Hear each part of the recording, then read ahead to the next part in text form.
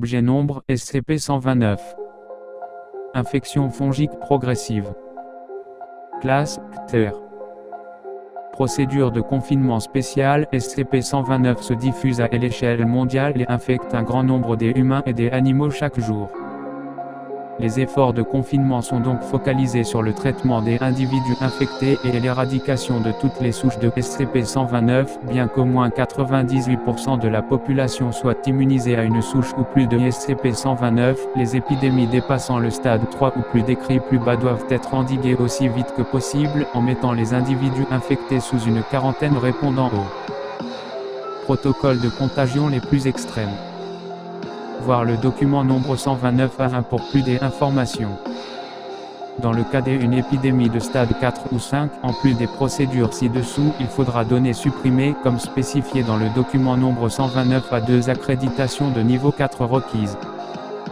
Description: SCP-129 est un ensemble des au moins souches de champignons pathogènes pouvant infecter n'importe quel animal disposant de muqueuses. Et l'infection par SCP-129 peut passer par au maximum 5 étapes dépendant de l'exposition à des autres souches de SCP-129, les capacités de résistance de l'individu infecté et des autres facteurs, chaque étape facilitant le passage à la suivante en affaiblissant l'individu avec la combinaison des événements historiques. La plupart des humains et des animaux sont naturellement immunisés contre SCP-129-04 grâce à SCP-129, par conséquent, les infections de niveau 3 sont plutôt rares mais peuvent potentiellement se généraliser si elles ne sont pas rapidement isolées et confinées.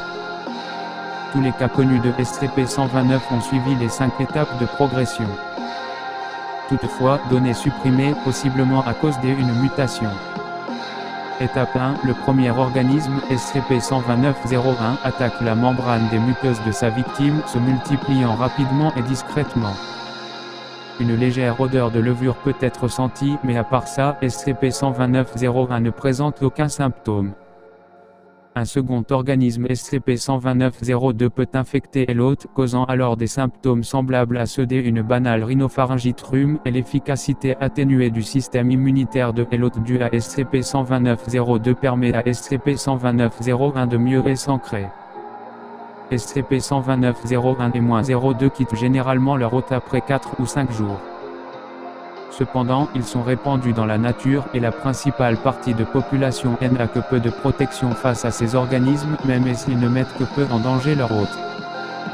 Le seul danger à ce stade est une infection plus facile par SCP-129-03. Étape 2, même si SCP-129-03 est des habitudes stoppées par le mucus, et l'infection de niveau 1 change la composition de ce mucus, rendant l'hôte significativement moins résistant face à SCP-129-03. Une fois établi, SCP-129-03 altère le mucus, la lymphe et le sang de l'hôte, amenant des autres souches plus virulentes de SCP-129 à s'installer dans l'hôte. Les symptômes de niveau 2 incluent une forte production de mucus, une toux grasse due à l'excès de glaire, une faible fièvre persistante, une forte transpiration et salivation, une préférence pour les légumes et la réclamation de certains jus de fruits inhabituels. Et l'infection par SCP-129-03 dure entre 2 semaines et 4 mois avant d'être évacuée par le système immunitaire, à moins que l'hôte ne passe le niveau 3 des infections.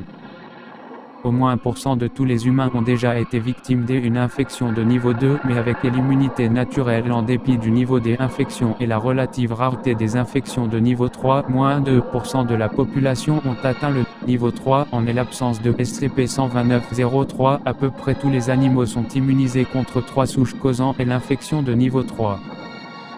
Toutefois, un petit nombre de victimes de niveau 2 peuvent passer au niveau 3 avec une ou plus de ces souches. Dans leur cas, l'infection du champignon pathogène s'enracine dans l'hôte et ne peut pas être guérie par les moyens normaux. Les 3 souches de niveau 3 présentent différents symptômes chez l'hôte. SCP-129-04 cause une forte production de larmes, un léger jaunissement des yeux ainsi que données supprimées. SCP-129-05 cause données supprimées, rendant les ongles du sujet significativement plus épais et augmentant la production de cérumen. SCP-129-06 cause données supprimées, en particulier une urine jaune fluorescente, de petites boules dans la matière fécale et une très forte odeur de levure. Et l'individu infecté par les 3 souches développe, dans les heures suivantes, les symptômes de la grippe ou d'une maladie plus grave alitant la personne pour 3 à 5 semaines. Après cela, quand la victime paraît être complètement guérie, SCP-129 a en fait envahi tous les systèmes vitaux de l'hôte, marquant le passage au niveau 4 de l'infection.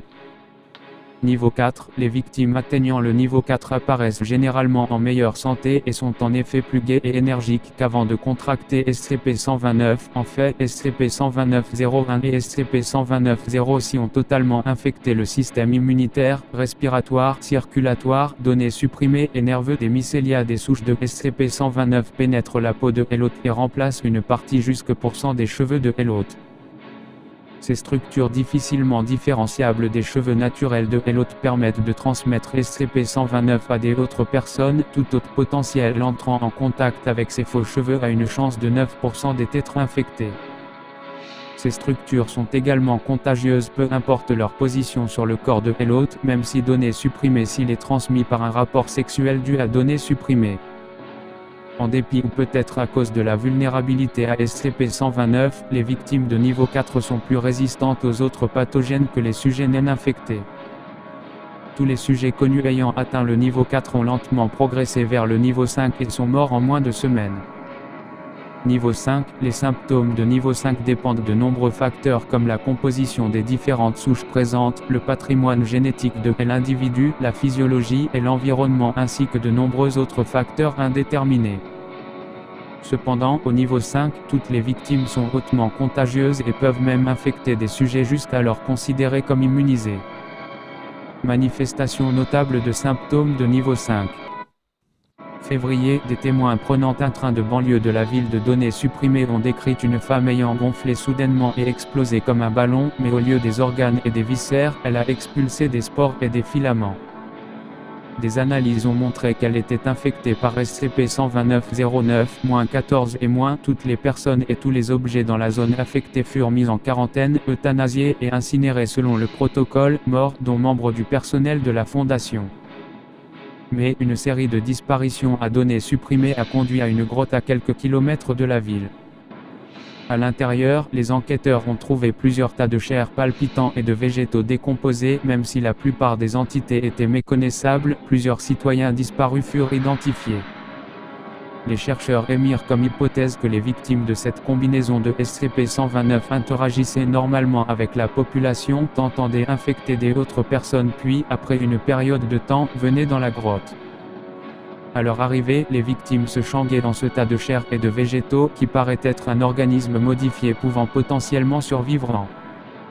Et l'autopsie a révélé la présence de SCP-129-10-11-14 et la grotte a été mise en quarantaine et nettoyée suivant le protocole. Morts recensés. Données supprimées.